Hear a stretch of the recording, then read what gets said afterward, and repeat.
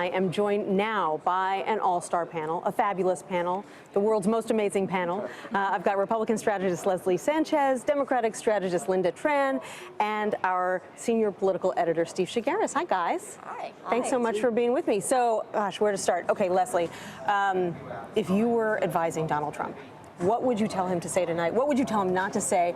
And would you have any confidence that he would listen to you? The funny part about that is when you tell candidates things not to say, it tends to be the last thing they hear, and they loop it. You know, whatever you do, don't say this word. And it is exactly the one thing that they remember going into the debate. He has to be his authentic self, which is the part that really frustrates a lot of people, because his authentic self is brash, boorish. He's a vulgarian. I mean, we know that there are many things that this campaign has exposed. They don't expect him to have a lot of finesse, but he does need to look contrite. But he still has to project leadership. So it's a very difficult thing, especially in this theater, which is so compact, and they're very close to each other. Yeah, I mean, I'm already feeling a little bit uncomfortable thinking about them discussing these things, you know, with all these voters right there next to them. There's not a lot of distance between them. There's not between the candidates, which is what we normally think about, but we were looking at the stage, and it's actually you're very close to the voters as well.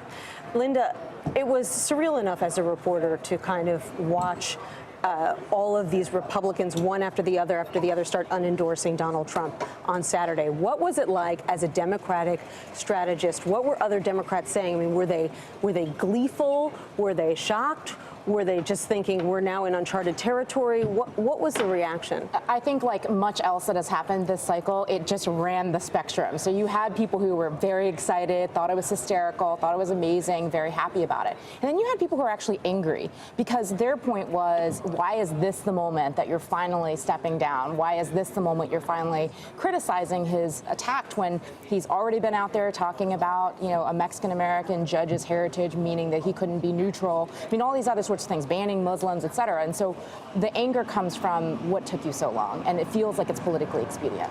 And that's an argument that Democrats are going to be using from now until Election Day. So we'll talk more about that in a minute. But Steve, the Clinton campaign has already kind of signaled how this is going to go down tonight. They say Hillary Clinton has purposely held her fire on this until she's on that debate stage with Donald Trump before millions of people. It's clear that they were almost trying to get into Donald Trump's head a little bit and say, hey, this is coming, and you don't know what she's going to say.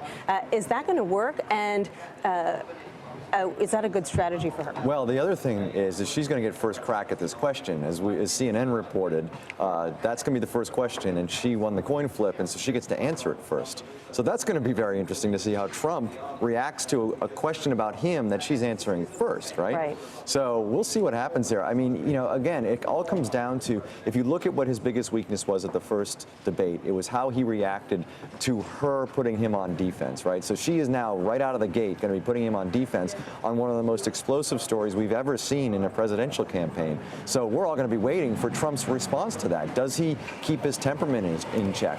Is he able to, you know, show a little bit of, you know, maybe be a little contrite as he's answering that question, or does he fall into the trap of going after Hillary Clinton? Because you know she's not going to come out, she's going to come out aggressive on this. Right. We've already gotten an indication that he's not necessarily all that contrite, because he's been tweeting today. He said, for example, so many self-righteous hypocrites, talking about the Republicans who have unendorsed him, watch their poll numbers and elections go down. You know, and he retweeted people, supporters, saying that the GOP legislators are traitors, not supporting you is voting for her, and that Republican leadership should have only one job, which is help elect Donald Trump. So I think if people are looking for him to change his tune, it's not necessarily going to happen. And it's going to be really interesting, because he's going to know that he has 80+ million people watching here, right? And everybody is saying, well, he needs to show to women voters, and he needs to show to college-educated voters that he can change, that he could pivot, that he can be presidential, that he has the temperament to be president.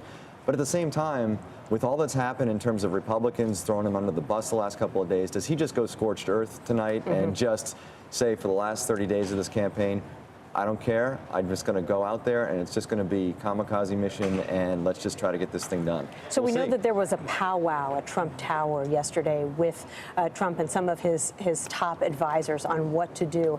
And one of those advisors who was involved is Senator Jeff Sessions of Alabama, who Major Garrett just spoke to a short time ago. So let's listen to what he had to say. Basically, his message was that Republicans should just calm down. Take a listen. I would urge my colleagues to take a deep breath, slow down a little bit here. Let's analyze the big picture. We've got two visions of America. If we don't elect Donald Trump, I'm not sure we'll ever get immigration fixed again. Donald Trump will negotiate trade agreements that protect American manufacturing and American jobs and wages, whereas Hillary Clinton is going to continue, as she said in that secret meetings with rich special interest, that she's going to promote more of these trade agreements, and she favors open borders. So you heard some of the strategy there. We heard it from Rudy Giuliani this morning as well. Pivot, pivot, pivot. Say he's sorry, and then talk about all the bad things that Hillary Clinton has done. Leslie, I want to ask you about these vulnerable Senate Republicans who were among the first to come out against Donald Trump yesterday. Kelly Ayotte of New Hampshire, for example, or Joe Heck, who's running for